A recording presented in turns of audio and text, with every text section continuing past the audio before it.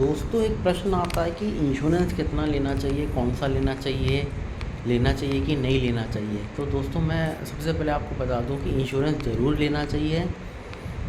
कई तरह के इंश्योरेंस होते हैं, मैं अभी फ़िलहाल टर्म इंश्योरेंस की बात कर रहा हूँ। टर्म इंश्योरेंस ज़रूर लेना चाहिए। टर्म इंश्योरेंस एक तरह का लाइफ इंश्योरेंस है। इंश्योरेंस को इन्वेस्टमेंट मत मानिए, बहुत से लोग ये गलती करते हैं, ये इंश्योरेंस को इन्वेस्टमेंट मानते हैं। आपका इन्वेस्टमेंट नहीं है, ये आपकी सिक्योरिटी है।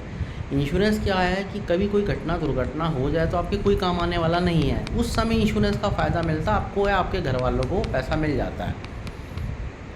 टर्म इंश्योरेंस क्या है कि बहुत कम प्रीमियम पे अच्छे टर्म इंश्योरेंस अवेलेबल हैं, जिसमें आपको साल में एक बार या मंथली प्रीमियम आप पे करते हैं और 20 लाख, 50 लाख, 1 करोड़, कितना भी जो आपकी इनकम के हिसाब से आपको टर्म इंश्योरेंस मिलता है। किसी भी अच्छी कंपनी का आप ले सकते हैं।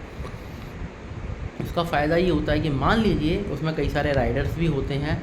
अभी मान लीजिए आपने एक इंश्योरेंस लिया, उसमें आपने डेथ के साथ में एक्सीडेंट का राइडर जोड़ लिया। इसका मतलब क्या है कि आपने 50 लाख का इंश्योरेंस लिया, उसमें डेथ राइडर लगाया है 50 लाख का।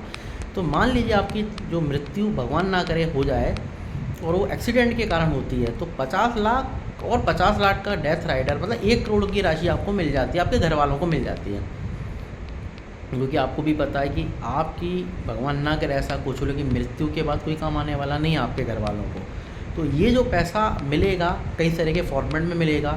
इसमें आप चाहें तो ऐसा कुछ कर सकते हैं कि इकट्ठा आपके घर वालों को मिले, चाहे तो मंथली इनकम के रूप में मिले, मतलब तरह तरह के ऑप्शन अवेलेबल हैं।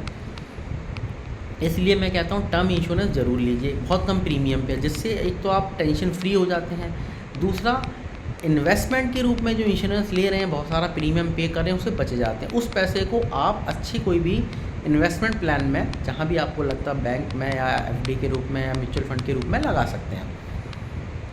और सबसे पहले इंश्योरेंस लीजिए, वो भी टर्म इंश्योरेंस बहुत ज़रूरी है। और दूसरा फिर अपन इन्वेस्टमेंट चाहें तो किसी भी दूसरी कंपनी में अपना इन्वेस्टमेंट के रूप में प्लान को चालू कर सकते हैं। तो टर्म इंश्योरेंस ज़रूर लीजिए। दूसरा एक इंश्योरेंस में और बात कर रहा हूँ, वो है हेल्थ इंश्योरेंस। एक हेल्थ इंश्योरेंस और एक टर्म इंश्योरेंस। हेल्थ इंश्योरेंस क्यों बोल रहा हूँ, क्योंकि क्या होता क्या है, जब आप बीमार पड़ते हैं, आपके परिवार वाले बीमार पड़ते हैं, तो काफ़ी सारा पैसा आप लोग दवाई में और हॉस्पिटलाइजेशन में खर्च कर देते हैं, जिसको अपन कॉमन सिनेरियो में दवा दारू बोलते हैं। दवाई का ही मैं बात कर रहा हूँ।